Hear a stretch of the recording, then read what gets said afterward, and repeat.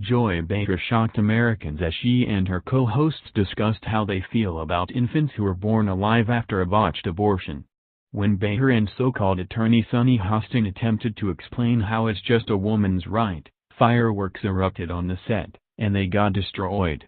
You'll love how does anyone explain supporting killing an infant? Well, that's exactly what the Democrats are trying so hard to do, but they aren't doing it well, judging by their mouthpieces on The View. Senator Ben Sasse, Republican Nebraska, sponsored the bill which would have guaranteed medical care for all babies who survive a botched abortion attempt. It also would have threatened prison time for doctors who didn't try to save the lives of babies born alive. All of the 2020 Democratic presidential hopefuls in the Senate rejected the bill. And 10 Democratic senators who identified as Catholics also voted against the bill, as EWTN's Catherine Hadrow noted. And just so you understand the leftists' ridiculous argument to reject this bill ensuring infants' lives after a botched abortion, here's what an abortion provider said: the bill maligns and vilifies providers and patients to push a false narrative about abortion later in pregnancy, Dr. Kristen Brandy, a board member of Physicians for Reproductive Health, told Vox in an email. And what's the false narrative? Well, they couldn't tell us. These sickos could only add that it would unfairly criminalize doctors. How? The Born Alive Abortion Survivors Protection Act would have required doctors to provide the same care for a baby born alive after a failed attempt at abortion as they would for any child of the same gestational age. After providing appropriate care, they would be required to ensure that the baby is immediately transported and admitted to a hospital. Well, any doctor who fails to provide care to a newborn baby should see jail time.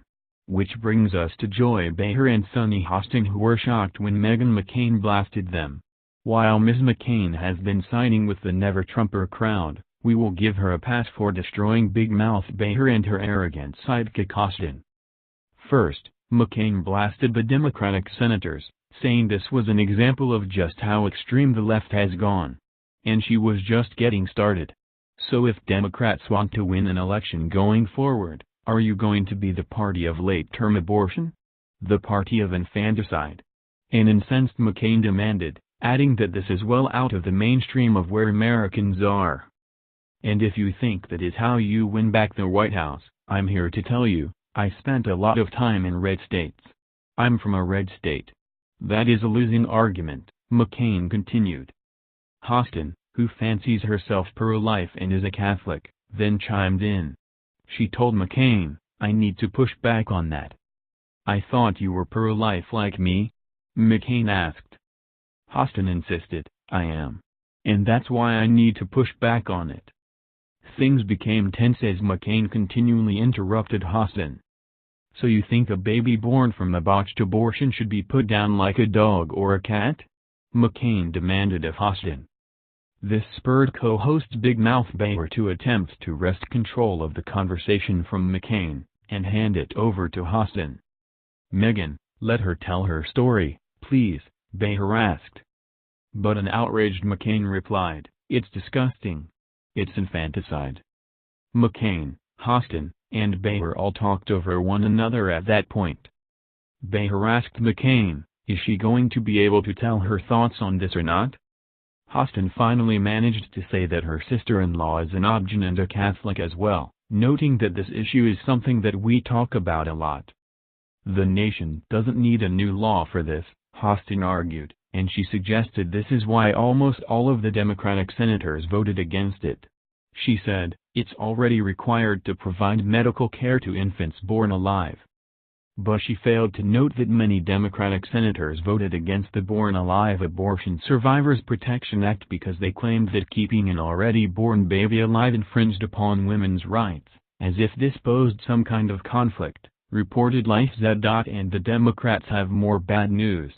According to a new Marist poll, Americans have shifted their views on abortion.